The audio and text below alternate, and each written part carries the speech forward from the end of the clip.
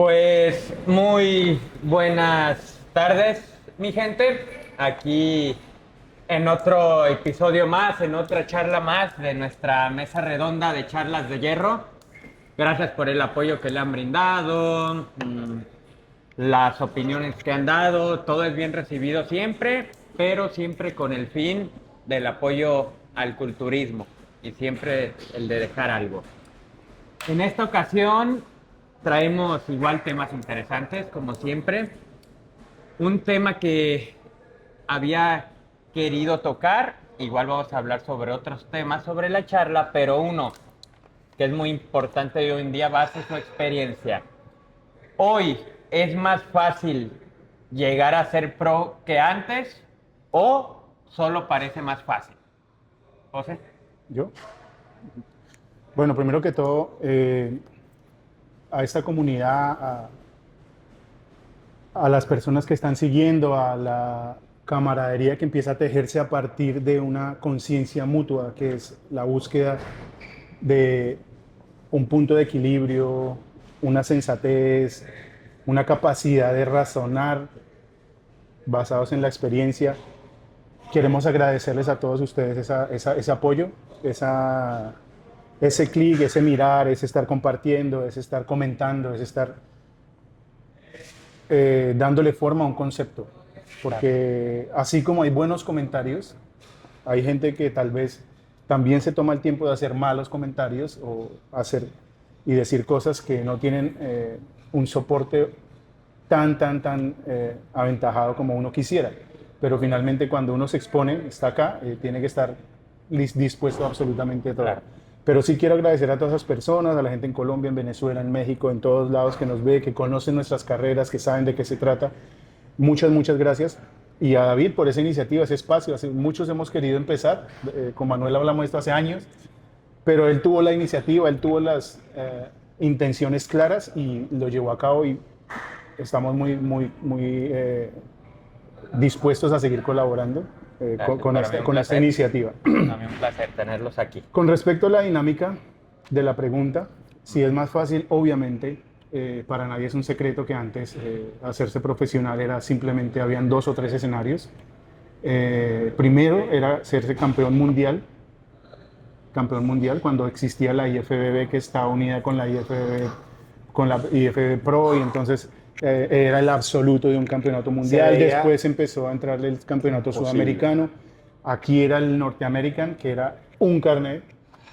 Y entonces hoy día empezamos a ver espacios donde entonces hay, no sé, 10 Olimpias al año amateur, donde el premio son carnet pro. Entonces en algunas son carnet pro para cada categoría. En algunas, como un evento que hay a nivel en New Jersey, que se llama el Mr. Universe, que da alrededor de 130 carnet pros. Entonces, cuando usted empieza bueno, da más de 100. Cuando usted empieza, yo preparé a Zoe cuando ella la preparé y se hizo pro, ella ganó 2 carnet pro porque ganó en 2 categorías. Entonces, más que cuestionar o que darle forma a una crítica, sí, es más fácil, pero la gente ha dejado de lado lo que significa entrar al circuito profesional. Ahí empieza otra realidad, ahí empieza otra dinámica, ahí empieza todo un sinfín de cosas donde usted, como amateur, va a haber un cambio significativo en sus gastos. Por ejemplo, usted cuando es amateur, escuchaba hace poco una charla de alguien que decía que ese como amateur, que usted como amateur va a 4 o 5 pueblitos, va, compite, hace su show, chévere, porque le gusta. Sí. Que sea rentable, no es rentable, y así le ofenda a la gente lo que digo, no es rentable. El ejercicio competitivo no es rentable. Y que pregúntele a Hani si no hace plata. Pues claro, Hani Rambo, el top 5 entrenadores y de culturistas élite, ellos hacen dinero porque ellos han construido una imagen y una plataforma sobre la cual hacer dinero. Pero que el ejercicio competitivo, un atleta hoy va y paga 250 de inscripción, 150 de tanning, 150 entre hotel y tiquetes para ir a viajar, son casi $1,000 para un atleta aquí en Estados Unidos hacer un show. ¿Y qué se gana? Entonces no se trata de atacar, se trata de ubicar espacial y temporalmente a la gente para que sepa de que sí, construyan una imagen, crezcan, denle duro a esas redes sociales, edúquense, lean, capacítense, hablen bien y construyanse como una figura iconográfica que se puede vender, hacer dinero a partir de lo que construye como imagen. Pero el ejercicio competitivo no lo va a hacer millonario. Escuché un comentario que es que los que no hacen dinero con el culturismo es porque son culturistas fracasados. Independiente de lo que piense cada persona, habría que empezar a hablar de otro concepto, que es ser un culturista exitoso. Porque yo conocí y hice una exhibición aquí en Fort Lauderdale, en el Southern State, fui posador invitado cuando recién me hice pro con Flexatron, con Sean Roden. Era una persona que en ese momento era top 5 del Olimpia y no tenía sponsor. Entonces esto no se trata de imagen y no se trata simplemente de ser un buen físico, se trata de todo lo que hay detrás de construir esa industria, ¿sí? Pero entonces ahí es otro tema, solo que simplemente traigo a colación esa situación con respecto a las personas que buscan y buscan y buscan el pro y que quiero ser pro y a costa de lo que sea y así me muera en el intento y un sinfín de filosofías que, si bien es cierto, hay mucha gente detrás con un nivel educativo o con una capacidad no muy entrenada que va a empezar a seguir esas personas como figuras iconográficas, claro, y que va a empezar a imitar muchas de esas actitudes. Y eso es lo que nosotros en esos espacios queremos limitar. Sí se puede llegar, sí, claro. Sí se puede vivir y disfrutar, sí, claro. Pero ¿cuál es la manera menos impactante, menos lesiva de usted hacer las cosas, disfrutar y llegar? Un Dennis James con casi 60 años, quita la camisa, se ve bien, entrena, todavía es funcional. Gente que tenga calidad de vida. No una persona, sin desmeritar el trabajo y la figura iconográfica que es Ronnie Coleman, que en medio de ese push que tenía en su cabeza de lograrlo, no está en las mejores condiciones. Lo logró, o sea, mis respetos siempre, pero simplemente estamos utilizando esos ejemplos para ubicar a las personas en la realidad. Claro, claro. Pero sí es más fácil, la verdad, sí. Es un poco más fácil porque hay más oportunidades, hay más show y la industria creció. Es muy lindo de la forma en la que lo expusiste para las personas, porque ahora suena un poco diferente. Me voy a ubicar en el oyente, porque desde un principio, cuando nosotros decimos, desde la posición en la que nosotros estamos siendo personas que ya lo hicieron como profesionales, no se hace dinero, es un poco, se recibe un poco como, sí, causa emoción negativa. ¿Por qué? Porque no se entiende la magnitud o no se entiende la dimensión en la que se expresa. Lo que él está diciendo es lo siguiente: nosotros no empezamos la carrera como culturistas con la mentalidad exclusiva de hacer dinero. No. Fue lo último que pensamos. Es lo último que se piensa. Nosotros empezamos porque simplemente nos enamoramos de algo y quisimos llevarlo al máximo de su capacidad. Mire, le voy a explicar algo. Un ejemplo sencillo. Si un doctor que descubrió la clonación le dicen, no vamos a apoyar más tu proyecto, no hay más dinero para eso, ¿tú crees que él se va a quedar con esa de que ¿qué podría pasar si no sigo o si sigo? Caballero, cuando un bebé nace y tiene por primera vez el mundo enfrente, no conoce nada, y la única forma que ese bebé pueda saber lo que es que interactúe con ello. Y nosotros como culturistas, siempre que tomamos la decisión de iniciar esta carrera por forma empírica, nadie nos influenció. Yo vi una revista, yo vi un físico y yo simplemente quería imitarlo. Y muchos niños reaccionan igual cuando ven músculos por alguna razón. Ellos saben que refieren fuerza. Entonces, ¿qué sucede? Lo que él está diciendo es que no iniciamos el deporte, y espero que muchos de ustedes que les gusta y son apasionados al fitness, al fisicoculturismo competitivo, digan, coño, no es por dinero que lo hacemos, y se den cuenta que no van a hacer dinero en ganando competencias. Van a hacer dinero de cómo se comporten a nivel social, porque les voy a explicar, para continuar lo que él dijo con respecto a la pregunta o cómo fue que él se introdujo, a agradecerles a ustedes que gracias nos estén escuchando y que más que todo opinen, porque entre más ustedes opinan, nos dan más capacidad a nosotros de más ver temas. de ver cosas que tal vez no estamos observando. Entonces, con eso quiero decir que lo que está pasando a nivel mundial con el fitness es marketing. El colapso de la estructura que estamos viendo como el Mr. Olympia y de todas estas cosas raras de las que nadie quiere hablar abiertamente y con autoridad, pero los culturistas que hemos estado envueltos sabemos. Yo tengo un culturista que se llama, creo que murió, Pablo Ayala. Oh, sí. Ese chamo de Paraguay vivió la parte más oscura, pero ese tenía más talento y tenía las oportunidades más grandes que nosotros no tuvimos. Ese chamo vivió la parte más oscura del abuso de promotores y del mercadía y la mercadería y el marketing en el culturismo. Le frustraron la vida entera. Chamo, Lo pasaron de un lado para otro. marico, muy mal. Entonces, Pero, a ver, ¿en qué sentido? O sea, yo no sé de esa idea, de ese personaje. ya ahí lo vamos a hablar, ese va a ser otro tema en la conversación. Y invitamos gente que saben de eso, cercana a él, si oyeron, que compartan porque nosotros lo sabemos de cerca. Entonces, ¿qué sucede? Es marketing. Ahorita están colapsando las estructuras y es necesario que colapsen porque del colapso va a renacer y lo que más se quiere es que este deporte pase a ser parte de las otras industrias deportivas.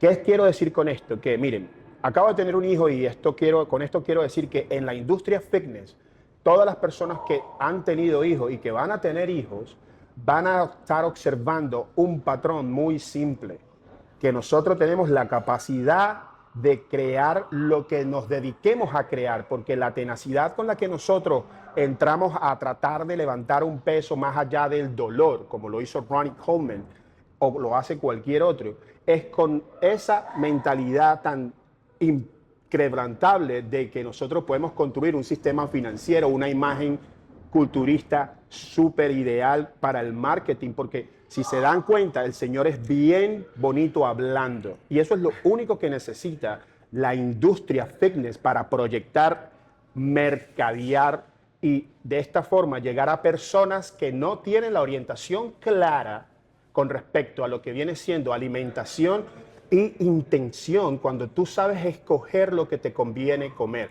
Así que con esto quiero agradecerle una vez más la gran oportunidad que me dan de compartir la palabra, porque una vez más le dije a él por teléfono antes de llegar, yo creo que esta información es necesaria que la sepan todos los seres humanos. Y si nosotros de alguna forma podemos poner todas las piezas del rompecabezas juntas para que ustedes vean una mejor forma y de esa manera sean ustedes mismos los que tengan la capacidad de discernir la información que estamos compartiendo y salgan con su original versión de su verdad. Porque la verdad solamente va a ser capaz de observarla quien vive la experiencia. Aquí estamos para continuar.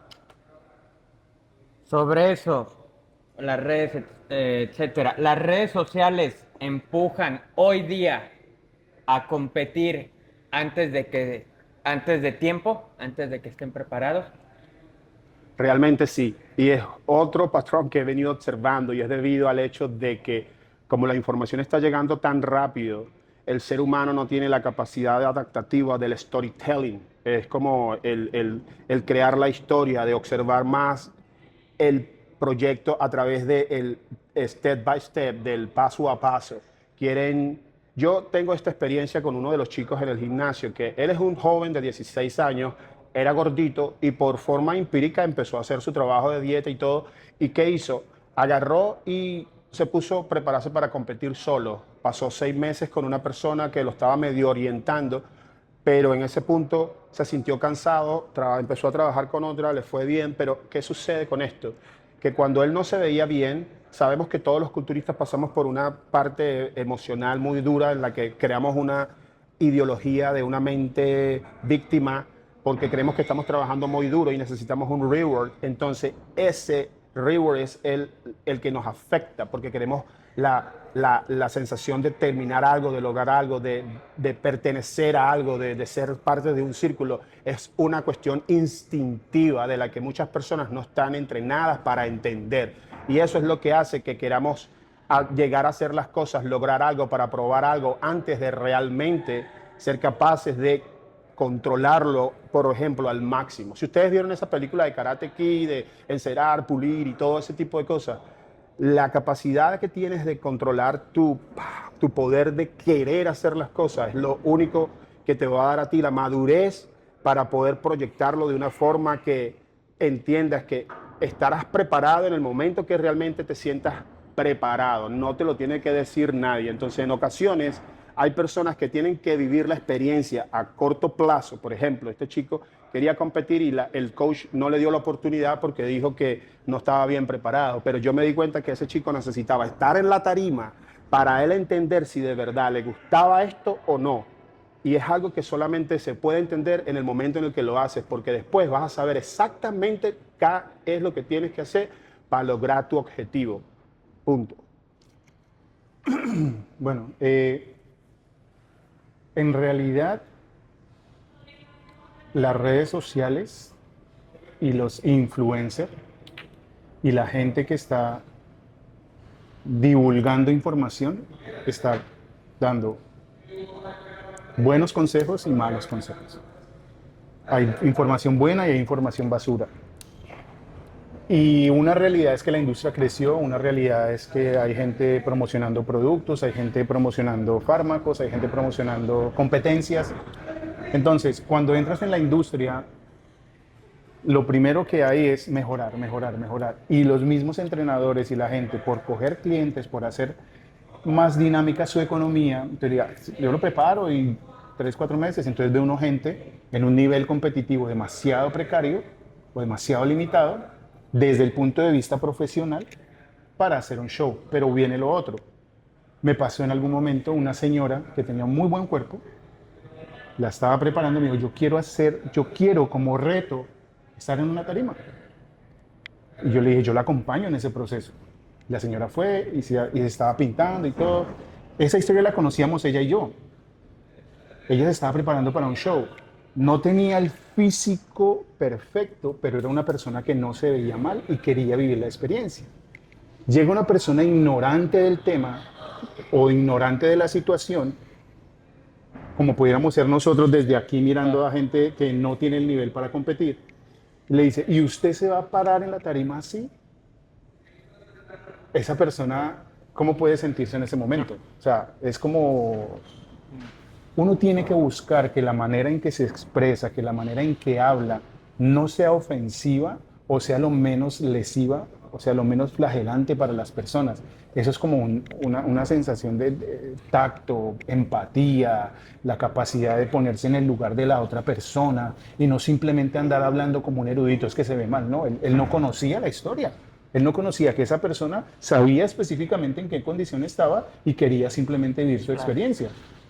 Pero fue simplemente a atacarla o a criticarla desde la perspectiva de un juez. Entonces, yo pienso que sí existe ese push, esa presión, obviamente es más de discurso, es más de la gente con la que usted se desenvuelve en el gimnasio. Si usted entrena con gente que compite, entonces usted quiere competir. Porque no todo el mundo está queriendo competir hasta que no ve algo que lo empuja hacia ello. Incluso personas que yo entreno que son oficinistas, que tienen sus trabajos diferentes. Yo algún día en mi cabeza quiero competir. Pero está en los ejercicios de orden pedagógico que nosotros estamos tratando de realizar, de ubicarlos espacial y temporalmente. Esto es un proceso, esto demanda que usted construya una masa muscular, que madure esa masa muscular y que la ponga a punto esa masa muscular, y eso no se va a demorar ni 1 ni 2 meses. Entonces, esa conciencia de que las personas a veces quieren recortar ese camino con drogas, también hay que trabajarlo, porque las personas están pensando que simplemente es cuestión de meterse en un foro y buscar cuál es el ciclo, que repito, otra cosa que aparece la gente diciendo, que sí existe y no existe, ni existe protocolo específico de trabajo con esteroides, no existe, siempre va a ser shutting. ¿Por qué? Porque hace unos 20, 30 años salió una cosa que se llama la guía anabólica, y esa guía era un libro donde decía ciclo diamante, ciclo piramidal, ciclo invertido de choque, 1000 fórmulas y protocolos que hay ahí, desde la experiencia de algunos atletas y desde el análisis de la del perfil que tiene cada una de las drogas. Unas son más anabólicas, otras son más androgénicas, unas duran más tiempo, otras duran menos, unas impactan más en ciertas zonas, estos son antiestrogénicos, estos son los orales, se usan en esa etapa del proceso. Eso sí existe, la especificación de cada uno de los productos, pero que existan parámetros establecidos desde la ciencia y desde el protocolo ordenado no existe. ¿Sí? Eso hay que tenerlo claro. Porque la gente entonces empieza a decir, no, es que tiene que conseguir a alguien que sepa. Ningún endocrino le va a decir a usted, sí, vamos a ponerle 500, 400, 300. No le va a decir eso, porque el único que le va a decir es, usted va a desordenar completa y absolutamente sus ejes en el momento en que se ponga los primeros 50 miligramos de testosterona de más de lo que usted produce.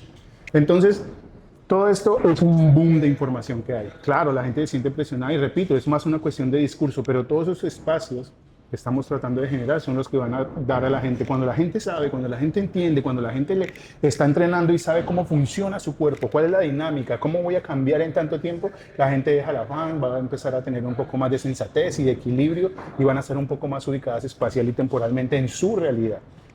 En lo personal, Manuel, cuando te tocó a ti, o sea, en tu tiempo, ¿había más nivel conforme a los atletas o el nivel hoy es más alto? Ok. Bajo tu experiencia. Vamos a sectorizar un poco esta parte, porque es que para no crear confusión y para no crear contradicción con lo que él está diciendo, porque todo lo que él está diciendo es esencialmente importante para que no haya malentendido. Ok. Primero, lo que él está diciendo con respecto a la pregunta inicial, que fue si las redes sociales están empujando a la gente a competir más temprano. Eso es el resultado de que veamos poco nivel en la tarima en el nivel pro. Voy a explicar por qué. El espacio-tiempo en el que una masa muscular madura es una cuestión en la que yo he estado trabajando. Ustedes no saben cuánto, porque cuando yo me montaba en la tarima me decían, ay, mira, tiene baby fat. Mamagüevo. El punto es que la madurez muscular llega con las horas acumuladas de trabajo a las que tú le das a cierto grupo muscular, no con la edad. ¿Ok? Porque a mí me decían, no, cuando pases los 33, marico, vas a explotar tu genética al máximo y tal, y pim, pam. Ok, ¿qué pasa? Esos 10 años es lo que te construye a ti la madurez mental de manejarte socialmente. Yo me volví profesional e inmediatamente en el 2009 fui a la tarima en el Europa Championship en Dallas, Texas, 2009. Me encontré ahí con culturistas que yo estaba viendo en videos y revistas. Y la gente me decía, incluso la persona que me acompañaba emocionalmente en ese tiempo me decía, tú estás grande y grueso con estos tipos al lado tuyo, tú eres grande, pero ellos se ven como verga, raro, como más magro. Tú no te ves así. La persona más cercana a ti te dice eso y tú, la impotencia. Yo soy extremadamente perfeccionista, soy muy egocentrista y eso, yo sabía que tenía el cuerpo perfecto y toda la predisposición genética para explotar, pero que me dijeran eso para mí era como que, ¿qué coño? No puede ser. Claro, yo no había tenido esa aproximación a mi máxima capacidad de madurez muscular porque en realidad yo sectorizaba mucho mis entrenamientos. Yo siempre me dediqué a entrenar piernas de una forma muy voluminosa. Yo hacía todos los ejercicios que se podían ver en cualquier gimnasio que yo iba. Si habían 5 máquinas de prensa, de lunge o de cualquier máquina de femoral, yo las hacía todas porque en realidad me gusta. La gente que me ve haciendo cardio el día de hoy, me ve haciendo cardio porque bombeo las piernas como si estuviera entrenando. No necesito el peso para tener la sensación de lo que es tener las piernas bombeadas como si estuviera entrenando. Entonces, en ese aspecto, las piernas y mis hombros y mis brazos, por cierto, tenían una madurez muscular muy impresionante por encima de lo que era mi pecho, mi abdomen y toda mi espalda. Y eso siempre presentaba que mi físico estuviera por debajo de físicos de atletas que eran tal vez más pequeños que yo. Y eso no te lo explica hoy en día un coach. Y se supone que ellos saben más que cualquier otro huevón. Pero como también están siendo afectados por la velocidad con la que se hacen las cosas, entonces ellos quieren ganar más dinero porque, por supuesto, si a mí me pagan por entrenar gente, yo quiero apurar la vaina. En el hospital las mujeres las hacen que tomen una fecha específica porque ese es el día que el doctor está. Entonces tu bebé tiene que nacer el día que el doctor dice, no el día que tu bebé fisiológicamente dice que tiene que nacer. Porque la decisión del bebé querer salir de la vagina es la primera decisión que cualquier humano tiene en la vida. La primera es la de salir del vientre materno. Entonces, te la frustran porque otro le conviene. Entonces, en el culturismo es lo mismo.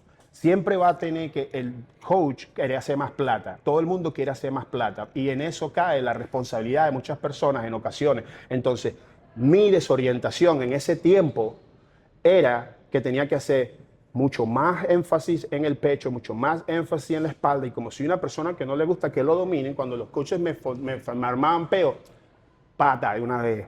Joda, yo siempre me voy a hacer lo que me digan que no haga. Entonces, ¿qué pasa? En esa actitud que tenía, muy arrogante, muy necia, muy prepotente, no sabía controlarla, entonces eso me llevó a tener siempre cierta limitación y esa limitación la estaba creando, era yo mismo.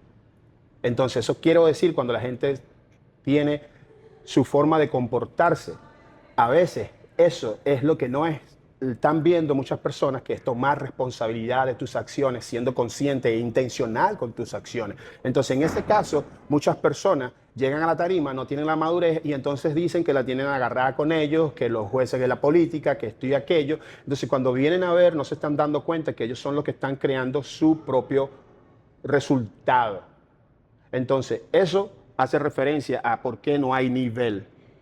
Por otro lado, ahora, en la industria, como hay muchísima gente siendo profesional, ahora lo que debieron haber hecho cuando eran amateur, lo van a tener que hacer igual cuando son profesionales, pero no les gusta, porque creen que el título profesional les da cierta autoridad o cierto... No, la autoridad en este deporte, papá, te lo da.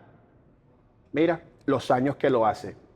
Así que si tú crees que porque tú te hiciste pro el año pasado, ya tú tienes cierta jerarquía, no, papá, tú la vas a tener cuando tú sepas que no la tenía 10, 15, 20 años después. Ahora, por otro lado, disculpa que te interrumpa, tú mencionaste algo que era el tema de los esteroides. Ahora, con ese tema, yo te respeto que tú estás diciendo algo que realmente existe. No hay un protocolo que pueda decir esto es lo que se hace para llegar a hacer el culturismo o cualquier ciclo de forma efectiva. Y te voy a decir por qué. Vamos a ampliar la mente un poco en este concepto. Como se trata de química, cada individuo es un contenedor.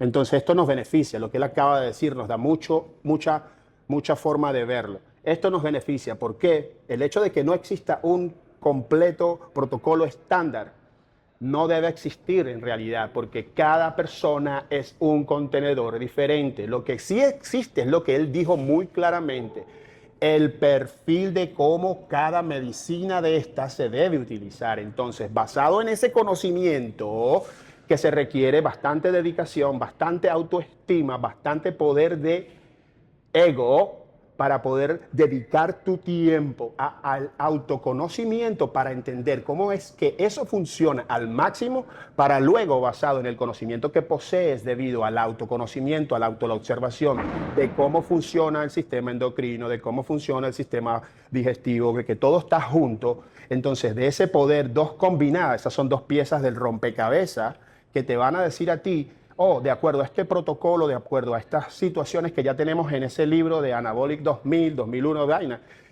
Eso son referencias de muchas mentes juntas, combinada con esta y combinada con esta y combinada con la que tú vas a tener como feedback y combinada con una persona que sea un adicto a la investigación, de observarte y de llamarte. O sea, cuando tú combinas todos estos espacios juntos, tú te vas a dar cuenta que se puede salir con el mejor protocolo basado en lo que se sabe, lo que se tiene.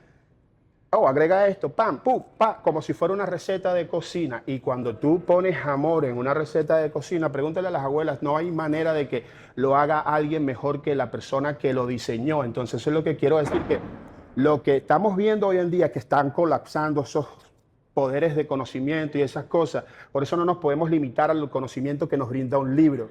Son referencias para nosotros investigar, inclusive muchísimo más. ¿Para qué? Para salir con una mejor versión. Entonces, el hecho de que somos dos mentes diferentes que estamos compartiendo aquí,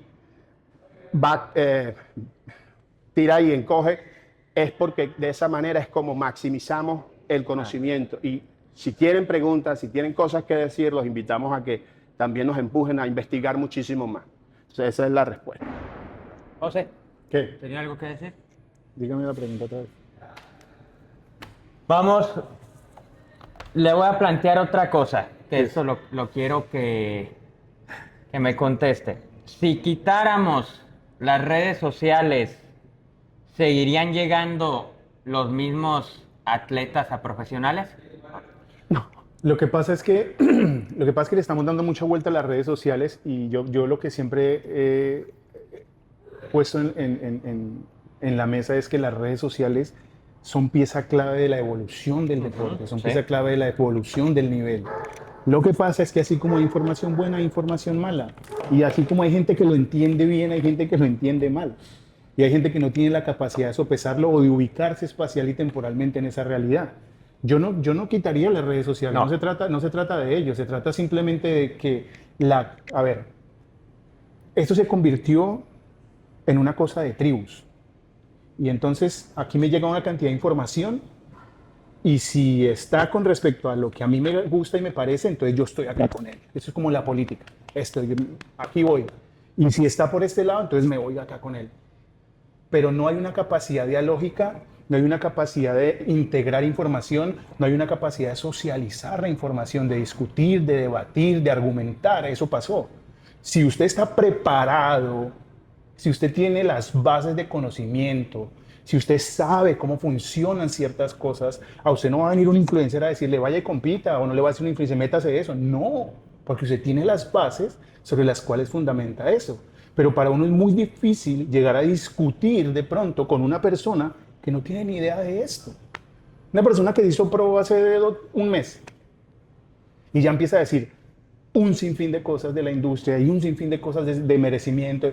O sea, estamos hablando de personas que llevamos más. Yo llevo casi 30 años entrenando. Llevo 25 años en la industria. Yo no estoy inventando nada y tampoco lo que sale de mi boca tiene la intención de dañar ni de atacar. Tiene la intención de construir y de consolidar una imagen clara, respetada y limpia de lo que es el fisicoculturismo. Entonces, el tema de las redes, repito, las redes para mí son una herramienta muy importante que no la supe utilizar en mi época. Estoy tratando de entrar en el mundo de ella. Tenemos que familiarizarnos porque hace parte de la forma en que usted da a conocer una idea y puede generar a partir de ello un sinfín de beneficios para usted y para la gente.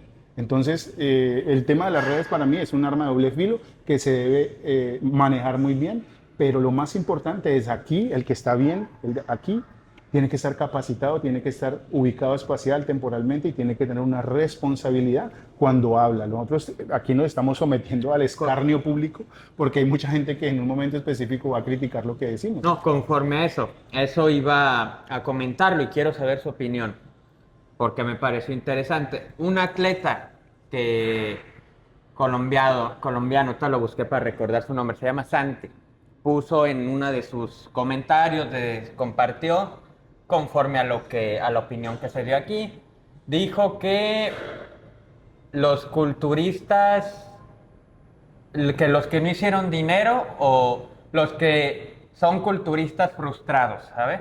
Fracasados, culturistas fracasados. Pero yo me pongo en cuenta y veo lo que él hizo.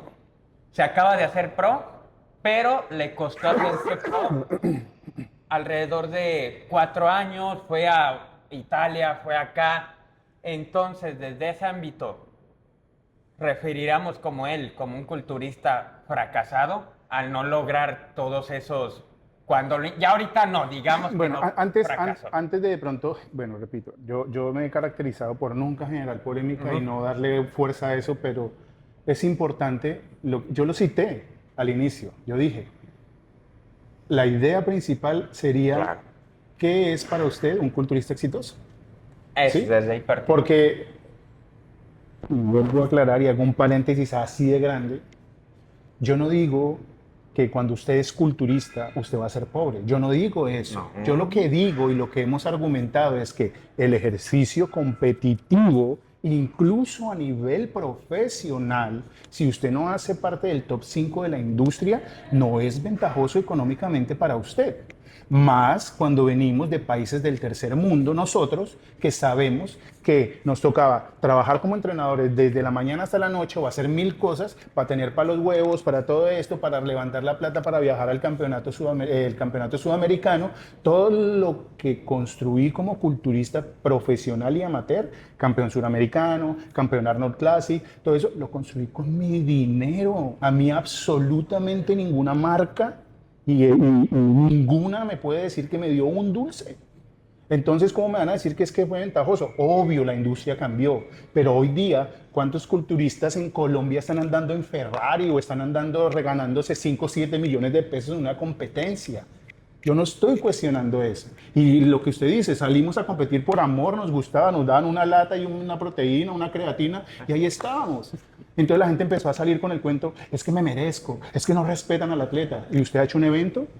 ¿Usted ha organizado un campeonato? ¿Sabe qué hay detrás de eso? Yo sí lo hice el Clásico Paisa, que fue la base sobre la cual salió el Mister Olympia en Colombia. Yo fui el que inventó ese show. Invité a Phil Heath, con una empresa que se llama New Lab Nutrition en Colombia, trabajaba con ellos y ellos trajeron a Phil Heath. Este chamo, marico. Invité a Dennis James, invité a Juan Morel, hice los mejores shows en Colombia en su época. Lo acepten, les guste o no. Con J Suplementos, en esa época hicimos un sinfín de trabajo, tenía mi equipo, tenía un sinfín de personas que ayudaba, pero la misma industria se encarga de irlo ubicando a usted en su realidad. No fue ventajoso, para mí no fue ventajoso. Al contrario, en cada evento perdía más plata. ¿Por qué? Porque yo no hacía un evento cualquiera. Yo los llevaba a un teatro, yo les tenía... Y le voy a decir por qué. Yo les tenía detrás, les tenía pizza, les tenía hidratación, yo les tenía buenos premios, buenos trofeos, pero la gente hoy en día simplemente quiere exigir y no conocen la historia. Repito, nunca he atacado el culturismo, nunca he atacado el deporte que me tiene aquí, que él hizo de mí una persona funcional. Le debo muchas cosas al culturismo, sigo siendo fisicoculturista. Pero entonces lo que sí quiero que la gente se ubique un poquito es en, no puedo decir que simplemente las personas que no están en el top 5 entonces son culturistas fracasados. Yo no me refería a eso. Yo estoy diciendo que lo que depende de que usted haga dinero o no es lo que hablamos. Su imagen, su construcción de marketing, la capacidad que tenga de venderse, de socializar y de ser funcional. Porque hoy día hay muchas otras formas de sostener su carrera, que cada cual decide cómo son. Y eso ya es otro tema aparte del sostenimiento sobre el cual claro, hay toda una industria detrás de ello. Lo que pasa es que la gente hoy en día no entiende y esto es bonito que suceda porque ahora siento que estas conversaciones son como un puente entre cómo era basado en lo que nosotros vivimos y cómo es ahora. Entonces hay muchos culturistas nuevos que se saltaron cierto punto en la historia y por eso no entienden y se atreven a decir que ellos son fracasados porque no hicieron dinero. Miren, cuando yo me gané el carnet profesional en el 2008, yo vine para el Mister Olympia y fue la primera vez que vi a la mayoría de los culturistas. Ya yo había visto a Ronnie Coleman en el 2003 en Venezuela, que después fue rebotado del Mister Olympia 2003. Caminaba y temblaba la tarima. Caballero, nunca nadie va a causar ese en mí nunca más. Ahí lo llevaron a UGA también en ese año. Sí, señor. Allí, cuando yo vine en el 2008, culturistas ya de la élite, Muscle Tech tenía a la mayoría de los... No, es más, Muscle Tech tenía a todos del 2 al 10 atletas esponsoriados, firmados. Muscle Tech. El que no era firmado era Ronnie Coleman, que estaba con Metrics. Entonces, Jay Cutler hasta Dennis James, todo el top 10 estaba ahí. Dexter Jackson, Hide Yamaguchi, Johnny Jackson, Dennis James. Loco, la línea era, ¿qué pasa? Brent Warren, ¿qué pasa? todos ellos tenían un cartelito así en la mesa, $10 la foto, y la línea era que yo conté, caballero, y yo estaba contando porque yo dije, brother, cuando yo esté aquí, papá, voy a tener 1000 gente, ¿ves? Y voy a hacer $10 la foto, coño, yo me voy a ir diario como con 10 lucas. ¿Quién no joda, marico, huevo, pa? Vine en el 2009 y yo cuando veía a la gente haciendo así, pa, pa, pa, pa. Loco, Ronnie Coleman no se quería parar en la silla para tomarse fotos con nadie porque me la compras, $10. Y tú sabes qué es arrecho, que la mamá firmaba. Y ahí yo dije, mierda, marico, tengo que firmar rápido con una compañía porque los teléfonos no te van a dar chance y mira lo que pasó. Entonces eso es lo que ustedes no saben. Los teléfonos empezaron a hacer que los culturistas no pudieran vender fotografía. Porque hasta el top 10 tenía una línea casi de 500 personas, marico. Todos estaban haciendo plata. Pero ¿todavía venden alguna foto o no? No, ¿estás loco? Ya no. No. Ronnie, todavía. Ronnie. Ronnie lo hace. Bueno, pero ¿qué coño? Es la ¿Pero leyenda. las vende? Sí, yo en el último Olimpia está a $20. O sea, la Pero foto. es que es Ronnie. Pero es Bueno, Ronnie. pero bueno. Y que te tomas la foto que te la firma él y tú estás al lado Exacto, de él, sí, coño, sí, así. Sí. Pero hermano, no, huevón. No, ahí No, fue donde pero todo pero cambió. así como había los que tenían la línea, Claro. había el que tenía 2 personas. Yo personalmente yo fui varias veces al Olimpia, la época en que empecé a ir, 2012, 2013, estaba empezando a salir en el circuito William Bonac. Y William estaba en una mesita y estaba solo en esa época. Ya después se volvió muy famoso y todo eso, pero estaba él y yo, de hecho, hasta ¿Qué yo- año fue ese? 2013, creo. Ok.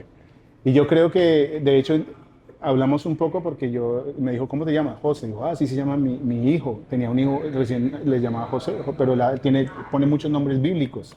Es muy espiritual y todo eso. Y ese día hablamos y nos tomamos la foto y él tenía muy poca gente. Después las líneas para él eran muy largas, pero es el proceso evolutivo de lo que hablamos, ¿no? Exacto, entonces allí es donde la gente no se da cuenta que, coño, la digitalización bajó el mercado.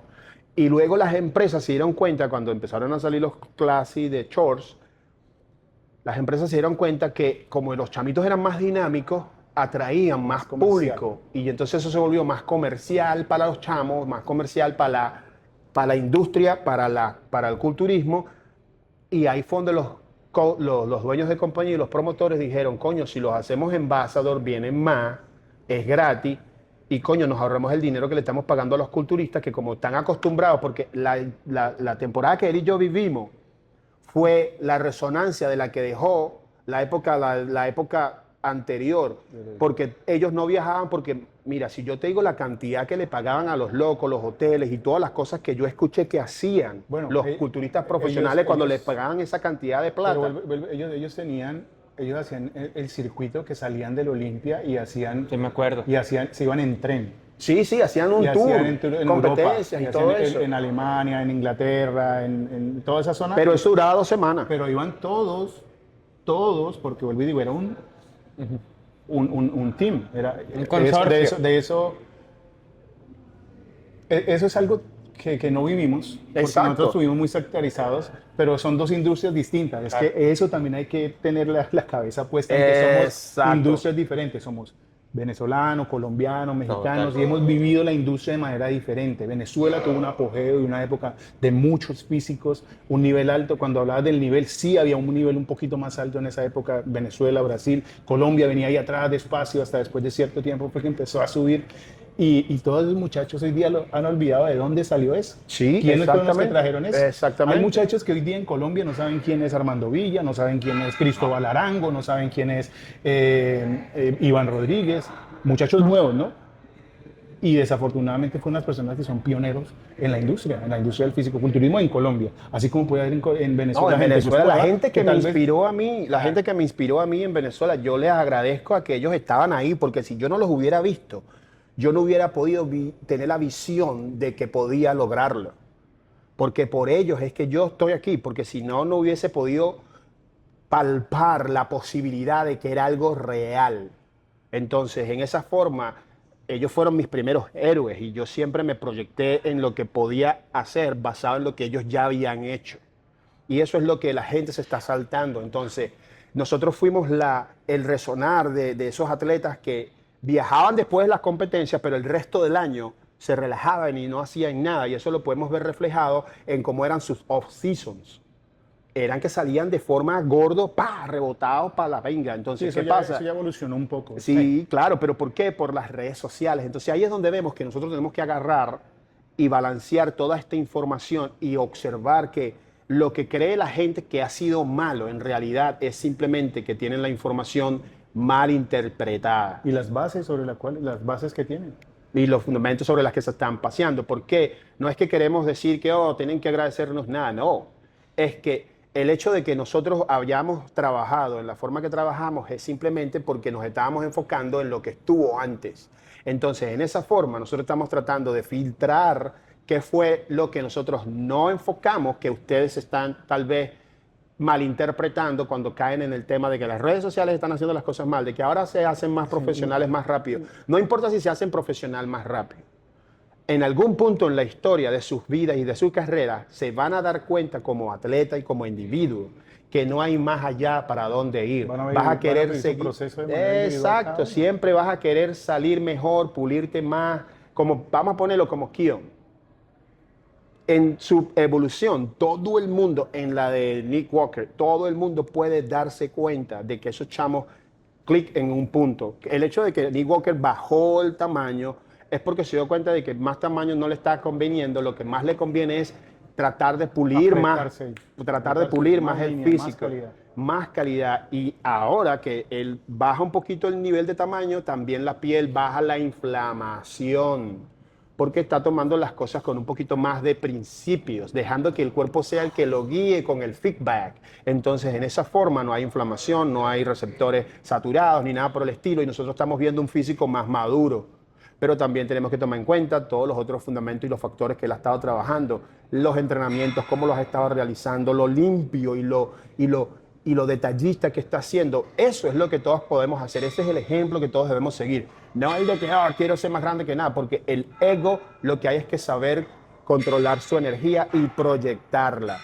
El ego no es nada malo, no hay que destruir esto, no hay que destruir aquello, no. Lo que hay es que aprender a proyectar la energía sobre un punto en específico con intención y ser responsable de la decisión que se toma para saber cómo manejar el resultado. Cosa que la información no nos dañe emocionalmente, sino que nosotros sepamos manejarnos y de esta forma tener siempre el resultado positivo que todos queremos. Esa es la fórmula de cómo podemos convertirnos en culturistas mejores y, una vez más, si queremos hacer dinero, el dinero va a salir simplemente de la consecuencia de qué tan perfeccionista te puedes volver en tu arte. Ok, ya para ir cerrando este tema, coach, José, le pregunto a usted, ¿qué pesa más hoy? ¿El físico, las decisiones inteligentes o el timing correcto? Estamos bien preparados las preguntas, ¿sí? Sí, señor. A ver, yo pienso que el éxito está en la suma de ello. El éxito está en que tenga usted un buen físico, en que sepa construirlo y que tenga la capacidad crítica y estratégica de buscar ese timing, de estar en buenos eventos, de estar en buenos escenarios, de encontrar panels de jueces y lugares donde usted, su genética y su estructura pesen. Y aclarando ese punto, Europa es un territorio donde los culturistas se gustan más en una condición de secado extremo. En nuestra época era así y ahorita todavía se ve así. En Estados Unidos gustan más freaky, más grandes, más llenos, más, ¿sí? Un New York Pro que pide más inflado. Big Guys, ¿sí? Y se llamaba el Night of the Champions, antes se llamaba. Y es así, entonces si usted sabe y usted tiene sus cualidades físicas y en su stage es un poco más ripped, está más ripiado, más rayadito, entonces vaya y busque escenarios donde usted se pueda ubicar en ese aspecto. El timing es importante, el físico es importante y obviamente tomar buenas decisiones. ¿Cuáles son esas buenas decisiones? Después de que usted está capacitado, de que tiene estructura mental, estructura filosófica, psicológica para enfrentarse a esta carrera, tome buenas decisiones. Busque una persona que lo lleve a buenos shows, una persona que tenga buenas relaciones sociales y comerciales, porque el culturismo es eso también, que tenga una buena relación con los promotores, que tenga una buena relación con los jueces, que tenga un ambiente cómodo, porque esa es la otra, que cuando usted le cae mal a fulano, ese parchecito de allá, ninguno le pasa, y así, pam, pam, pam, porque desafortunadamente así es la humanidad, así es la naturaleza humana. En ocasiones no se puede filtrar eso, hace parte de la vida. En cualquier deporte. Exacto, entonces es importante eso. Y algo con respecto al timing y todo eso, yo pienso, hay una iniciativa de parte de una página en Colombia, creo que ¿Cuál? la maneja Diego.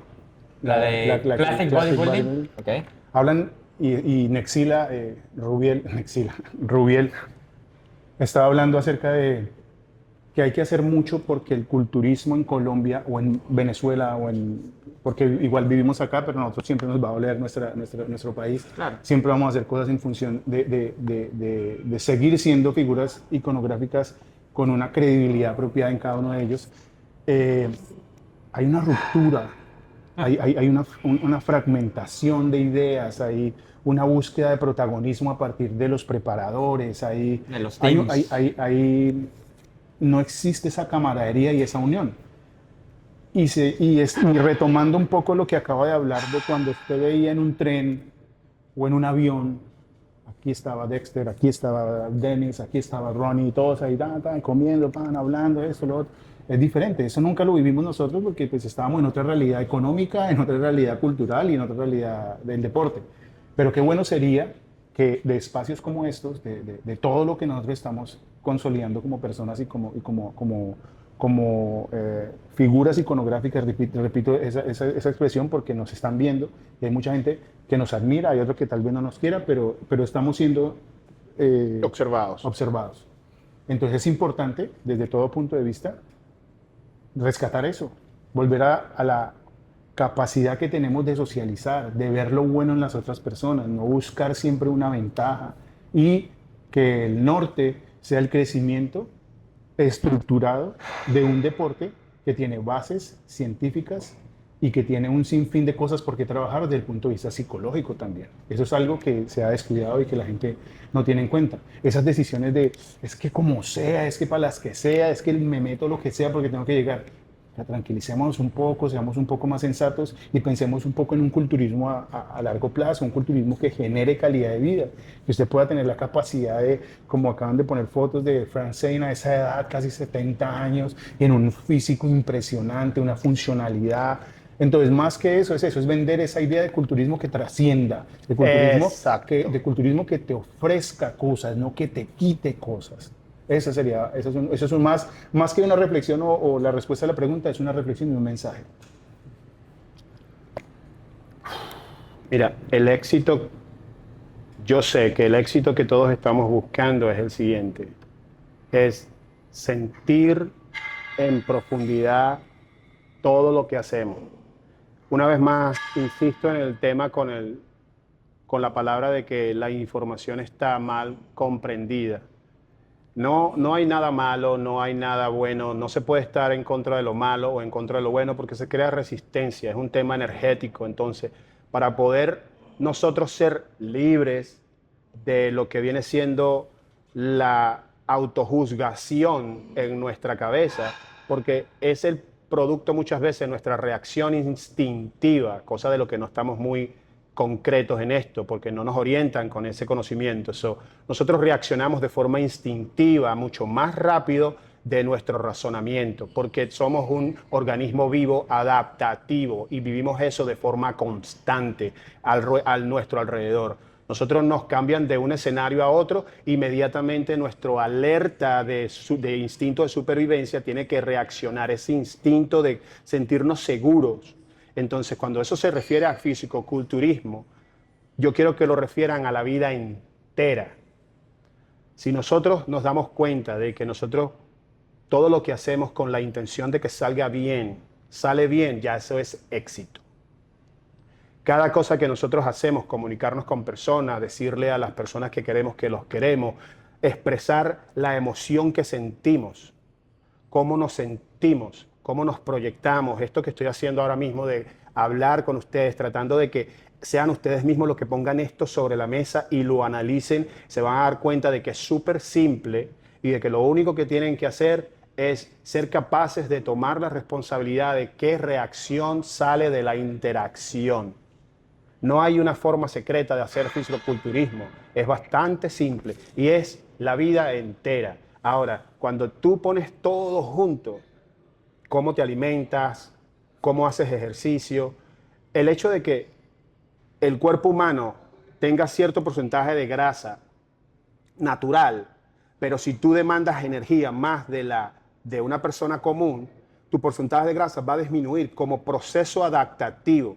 Si a eso le agregas ejercicio, si a eso le agregas lo que llaman ustedes disciplina, pero vamos a llamarle pasión, todo eso se pone junto y nosotros podemos decir, ¿por qué las personas en Europa tienen mejor condición física? Porque resulta que en esos países europeos donde nosotros vemos gente más dura, ahí existe una cierta estructura.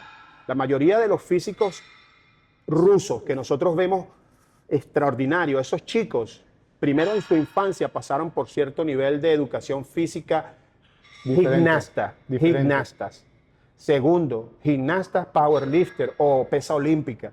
Cuando tú eres gimnasta, tú tienes que tener cierto nivel de capacidad atlética y de conocimiento de tu cuerpo, de cómo funciona. Luego después, para participar en un evento mundial a la edad de 9 años como niño, tú tienes un nivel de conocimiento atlético muy increíble. Entonces de ahí te pasas de repente porque te gustó la pesa, te pasas a pesa olímpica y entonces para competir a nivel olímpico, en pesa olímpica, tú necesitas llegar a cierto nivel de perfección en la biomecánica del ejercicio, de la movilidad, todo eso. Entonces de ahí resulta que a los 15, 16 años este niño luce como un bodybuilder de 25 y de repente el bicho ve en social media que existen los bodybuilders y el chamo se mete a bodybuilder. Y si fue bailarín, porque en las escuelas en Rusia enseñan bailarinas y bailarines, entonces el chamo tiene cierto talento para moverse y cuando vienes a ver a los 25 años tienes un superatleta que tú no esperas que exista porque en nuestro lado del mundo... Diferente todo. Exacto.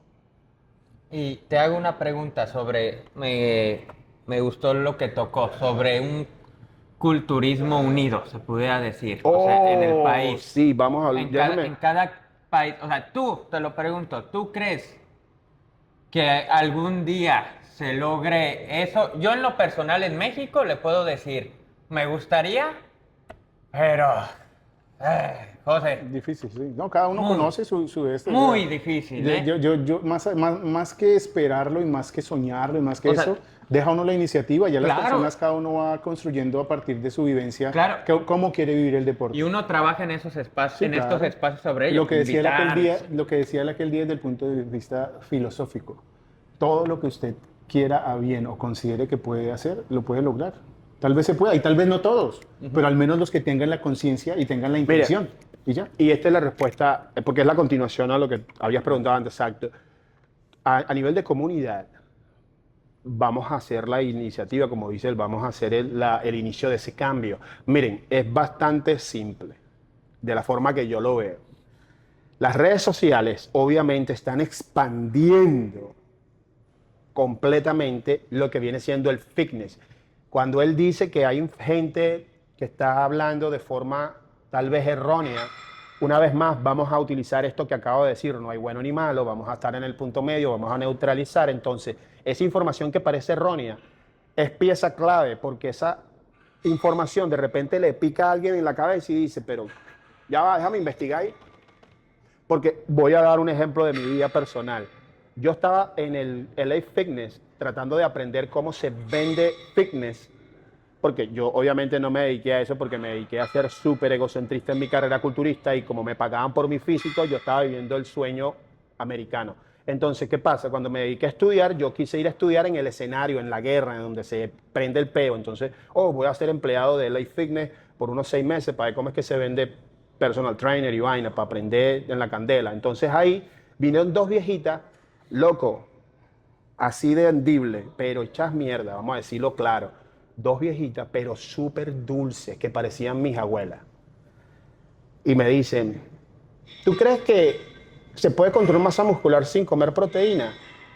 Loco. Todos mis instintos de fisicoculturismo reaccionaron y me la iba a comer entera, pero dije, ¿por qué me preguntas eso? Porque somos veganas, pero tenemos una discusión aquí, ¿qué tal? Y yo, ¿qué opinas del fasting?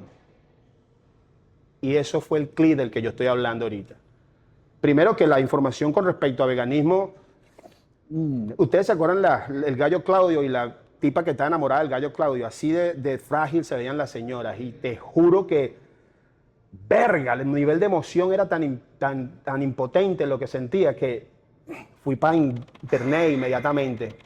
Origen del fasting.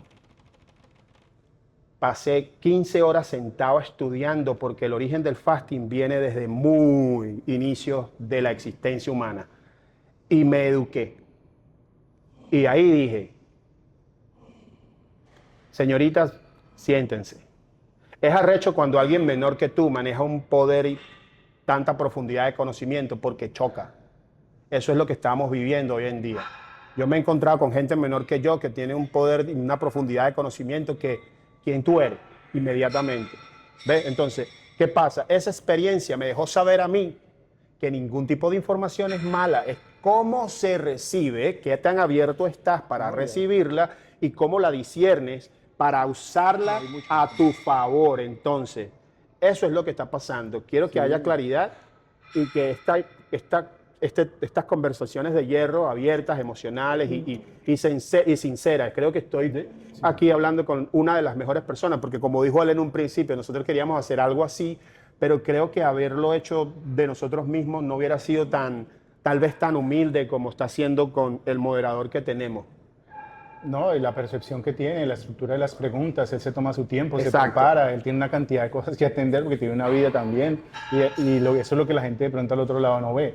Pero más que sentarnos a tomar proteína, a echar chisme o a darle vueltas a la vida con todos los culturistas de nuestro país, no se trata de que esa sea la amistad o estar saludándonos cada 8 días, no. Yo pienso que en realidad lo que debemos buscar es estandarizar un lenguaje de culturismo tan impecable que lo podamos hablar todos y cada vez que lleguemos a un punto donde tengamos que defender nuestro deporte o exponerlo ante ciertas personas, tengamos la estructura mental, la estructura dialógica, dije yo la vez pasada también, de poder expresarlo, de poder enriquecer, de poder explicarle a la gente, sí, el fisicoculturismo tiene principios básicos sobre los cuales se fundamenta y como cualquier otro deporte son principios fisiológicos, principios psicológicos, principios hasta higiénicos, ¿sí? Pero desafortunadamente hay mucha gente que está preocupada es por hacer crecer la industria desde el punto de vista económico o darle forma a un concepto un poco más flexible o de gurú o de figura egocéntrica y eso es lo que queremos apaciguar. Repito, un culturismo donde hablemos, que ese sea el punto de unión, más que ser amigos y sonrisas y demás, un culturismo claro, que hablemos un mismo idioma, que sepamos desde el punto de vista fisiológico y desde el punto de vista farmacológico cuáles son las cosas que ya no se hacen, qué es lo que está mandando en el discurso para que un culturista se mantenga sano, cuáles son los exámenes, qué son las analíticas que tiene que hacerse de manera periódica, más que hacerse un examen de sangre cada 3 meses, porque dicen, yo me hago exámenes de sangre cada 3 meses, pero se hacen una ecografía o se hacen un ecocardiograma y están desbaratados. Entonces, repito, un lenguaje común que tenga la capacidad de ubicar a las personas y nos enriquezca a todos. Y todos vamos dándole forma a un concepto más limpio, más armónico y más de élite. Siempre abierto al debate, claro. Sí, claro, o sea, por lo que él dice, supuesto. No hay cosas buenas ni malas, hay un sinfín de información. ¿Hasta qué punto usted puede complementarlo, enriquecer e incluso darle forma a sus respuestas a partir de eso? Ok, imagínense entonces que eso sería el punto de inicio de lo que yo acabo de expresar con la idea de que nosotros podemos hacer este cambio en la humanidad con simplemente cambiando nuestro comportamiento. Esa observación es algo muy simple. Nosotros nos ponemos en una mesa redonda con un tema en común, el fisicoculturismo. Digamos que el fisicoculturismo es simplemente cómo mantener un ser humano en su completa función, en su completo funcionamiento físico, integral y mental. Basado en eso, nosotros ponemos el fisicoculturismo competitivo. Aquí es donde nosotros empezamos a alterar la química para que nos dé los resultados que ya sabemos que son los que queremos. ¿Basado en qué? En toda la combinación de la información que hemos estado exponiendo para encontrar el balance químico perfecto donde el resultado sea el idóneo. El cuerpo nunca se saturaría. ¿Por qué? Porque sabemos que va a ser un simplemente balance de el estrés y la recuperación. El principio básico de la evolución del crecimiento muscular. Y más que todo, o sea, lo que pasa es que nosotros como somos culturistas y llegamos a un nivel profesional y competimos y tuvimos excesos y un sinfín de cosas, podemos hablar de esto, pero es que es el culturismo también, hay un sinfín de cosas aquí atrás. La gente que quiere verse bien, la gente que quiere ser natural, la gente que quiere mejorar desde el punto de vista de fuerza. Exacto. En ese grupo están los individuos que son simplemente funcionales. Una cantidad de objetivos y metas, cada uno tiene diferentes metas. Pero los principios básicos van a ser los del culturismo. Los mismos, van a ser los mismos. Lo demás es una decisión personal, como lo dijimos en la charla anterior. La decisión de entrar a la zona de la química o a las ayudas ergogénicas de carácter dopante es una decisión personal. Usted tiene, pero a la hora de que usted la toma, usted tiene que tener las herramientas de criterio, tanto de conocimiento como de respuesta y de riesgos a los que se va a someter al hacerlo. Porque así como hay personas a las que no les causa nada y salen bien librados, hay personas que ya no están. Entonces, esa es una cosa que tienen que tener clara. Y yo le decía a la gente, si usted tiene la idea de verse bien, pues empiece a aprender a comer, empiece a aprender a entrenar, porque hay gente, lo que decía, tienen un desfase de conocimiento en el área de entrenamiento. Se ve gente en el gimnasio, yo veo gente en el gimnasio que entrena hace 4 o 5 años y no sabe hacer un vuelo lateral. No saben coger la mancuerna, no saben hacer una contracción. Tienen errado el conocimiento con respecto a hacer un movimiento a hacer una contracción. No saben. Y uno trata a veces de decirles, pero la gente se siente atacada, se siente, llevo más de 10 años entrenando. Y yo, bueno, pero entonces, ¿hasta qué punto tengo la mente abierta para aceptar, para entrar en una dinámica de aprendizaje? Ese es el lenguaje que queremos empezar a manejar. Eso que él acaba de decir, señores, rompe con el argumento de natural o los que usan esteroides. ¿Por qué? Porque lo que él acaba de decir puntualiza que es una decisión lo que separa a las personas que hacen fisicoculturismo, que acabo de mencionar con énfasis. Una persona normal y corriente es un culturista que simplemente sabe que está culturizando su vida, está dedicando su máxima responsabilidad, tomando sus decisiones para tener buena salud y ser capaz de adaptarse a cualquier situación que la vida expone, como por ejemplo, detener a un perro que viene a atacar a tu mujer y a tu hijo. Tienes que tener la capacidad de convertirte en una bestia y lograr detenerlo. Si eres débil, si eres un poco cobarde, probablemente pongas en riesgo la vida de tu familia, y por ese simple detalle tienes que ser fuerte, tienes que ser capaz de convertirte en un animal salvaje en el momento que demanda. Entonces, para eso necesitas gozar de movilidad, de buena salud, de fuerza, y eso es lo que se refiere cuando digo una persona común y corriente es un fisicoculturista. Ahora, un fisicoculturista de nivel competitivo es el que toma la decisión de empezar a interactuar con la química. Entonces, esa separación allí es lo que significa que el culturismo es simplemente un ser humano que toma la decisión de maximizar por encima de la capacidad natural del cuerpo su mecanismo para incrementar la hipertrofia de su físico. Entonces, vamos también a orientarnos mejor y a romper con ese eslabón de esa cadena de malentendido de que tú no eres natural, y así ustedes se van a dar cuenta cuando tomen esa decisión y se van a sentir libres de su propio juzgamiento y van a decir, yo quiero competir y quiero de verdad disfrutar de esta experiencia a la máxima capacidad posible en su profundidad y en todas las dimensiones. Cuando ustedes hagan eso, ustedes van a vivir el culturismo al máximo de su capacidad, tal vez mucho más allá de lo que nosotros lo hemos vivido o lo estamos viviendo. Ok, muy bien. Conforme a eso, y ahorita tocamos este tema en específico, quiero tocar también, ir tocando temas de la semana, del fisiculturismo, de cosas así. de notas que pues, interesan, ¿no? O sea, de Sí, las señor. más virales que se han hecho.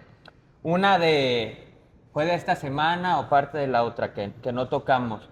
Fue el que, no voy a decir nombres, un atleta habló mal de su coach, de su preparador pasado, en este caso fue que porque en una competencia él prefirió al otro atleta Ya. en vez de él, ¿sí? Sí, ya sé quién. Pero está bien, sobre eso yo no voy a entrar, pero lo que quiero entrar en tema es que, ¿cómo lo ven? Si es el hablar de tu preparador tan abiertamente después, si no funcionó algo en ti. Así es. A ver, José. No, yo vuelvo y digo, estamos en un mundo, estamos en una sociedad variada, llena de gente con principios y sin ellos. Una gente que tal vez no le importe. Eh, Hay mucha gente que va a hablar, y eso es una característica básica del ser humano. Cuando las cosas no le salen bien, la persona siempre va a culpar a otro. Lo que hablaba Manuel aquel día de la victimización y se me dio y los jueces y le puso más cuidado al otro. Yo pienso que si usted desde el principio escogió bien a su preparador y sabe la empatía y conoce la realidad sobre la cual él se mueve, si tiene personas que están en una posición de carácter competitivo más alto, la responsabilidad que con ello trae, de pronto la sensación y la interpretación que usted le dé a las acciones de su entrenador es su responsabilidad. Eso, el entrenador, yo como entrenador tengo la necesidad de atender a todo el mundo. Y estoy seguro, no creo que ese tipo de preparador haya sido una persona mala o lo haya hecho con mala intención. Lo que pasa es que si tengo un atleta que me va a calificar al Olimpia y tengo que prestarle un poquito de atención, pues tengo que prestarle un poquito de atención a él si tú estás en otra condición o si de pronto no se trata de descuidar. Porque es que lo que pasa es que, y eso lo he vivido yo desde el minuto uno en que empecé a ser preparador, la gente quiere que usted lo tenga así como preparador. Cuando tú le pagabas a un entrenador, ¿qué hacía? Te mandaba un plan y te llamaba. Yo te voy a dar un ejemplo. No, Voy a soportar eso que él está yo por lo diciendo menos lo hago desde con el punto- mejor yo- argumento yo lo- posible. Yo lo hablo desde lo que yo empecé a trabajar Claro. yo tenía a Ramón, el argentino, él me mandaba mi plan y él me decía, ¿por qué me jodes tanto? Pero porque uno asume desde el punto de vista de pupilo que él tiene muchas responsabilidades, pero es que él tiene 1000 personas. Entonces, muchos, cuando yo empecé a prepararlos, era, tengo frío, no da esto, puedo cambiar esto por esto, bla, bla. Entonces, ellos buscan es cuidado, atención, todo eso. Pero en esto no, a mí Denis me mandaba mi plan, uno, tum, ya, ¿qué más? Una llamada, tal vez un correo o algo, ya. Aquí mucha gente quiere que no, chequeo cada tercer día, quieren un sinfín de cosas. No pasa así, no Tú sabes funciona que- así. Te voy a decir esto, mira, cuando un papá quiere darle todo lo mejor a su hijo, en realidad está haciendo prácticamente algo inverso, porque al asistirlo de tal manera, le está quitando a él su capacidad de discernir por sí solo. Miren, lo que él acaba de decir, yo en un momento estaba viendo un video de Ronnie Coleman, de Unbelievable, en el 2007. Yo lo veí muchísimas veces antes de convertirme en profesional, pero después que aprendí a hablar inglés correctamente y aprendí a comprender ciertos acentos y todo eso, en una oportunidad me di cuenta de que Ronnie Coleman estaba siendo preparado por Jack Nicholls por emails, ¿ok? Es que así funcionaba en una época. Fotos que revelaba en la tienda, esperaba, coño loco, 4 horas para revelarlas, las mandaba por internet que era lento y costaba que se subieran y luego después esperar que el tipo las viera y le respondiera. Y ahí entendí, porque yo me estaba quejando un poquito de Hani en cierto punto, y ahí entendí que si tú eres hermético con lo que se te dice y no dejas que ninguna orientación negativa entre en tu cabeza, tú vas a hacer simplemente lo que está en la hoja, así haya pasado 4 días después de lo que se te ordenó. Tú no te vas a volver loco, tú no vas a hacer nada, tú simplemente vas a seguir lineal. ¿Qué va a pasar cuando el coach vea y saque sus cuentas y diga, coño, lo que le hace falta es cargar tal vez y pum, te manda el resultado? Tú obviamente vas a ser detallista. Y si ustedes ven esos videos, ustedes van a ver que Ronnie Coleman en una forma dice, Felo Cambronelo me dijo un día, porque Felo se ganó un premio de pasar unas semanas con él, y él me dijo, loco, el tipo anotaba lo que comía todo un día y se veía en la noche en el espejo, en la mañana se veía en la mañana, y él decía, comí eso, voy a comer lo mismo. Y si ese día, al día siguiente, que comió todo lo mismo, después no se veía bien, hacía ajuste. Que yo lo vi y él me lo dijo y yo dije, mierda, yo creía que lo estaba haciendo bien, coño de la madre, la impotencia, porque obviamente es perfeccionista. Entonces, años para atrás yo no lo estaba haciendo bien y me arrechaba, pero lo empezaba a aplicar inmediatamente. Entonces, ese tipo de detalle, mi gente, de que tienen que mimarte y huevonada, eso es lo que está afectándole sus mentes de víctimas. Por lo mismo por la cantidad de información que hay. Exacto. Entonces pasa que usted le mandó la planificación y no se sintió cómodo porque no lo atendieron de la manera que era, entonces va y le pregunta al otro. Y entonces le pregunta al otro y el otro le dice, uy, no, eso no es así, ¿por qué? Si no sé qué. Y entonces de ahí pasa al otro. Cuando usted se ve, tiene una sopa y la persona, al final, ¿a quién le echa la culpa? Al oficial, al preparador. Entonces, hagan sus cuentas. Sí, señor. Y entonces, coño, se comparan con los otros. A mí me pasó también una anécdota donde me comparé. Yo me estaba preparando para el SO State 2007 y mi amigo Raúl Martínez nos estaba preparando Richard Linares. Raúl ya tenía un tiempito compitiendo y él ya tenía cierta madurez muscular.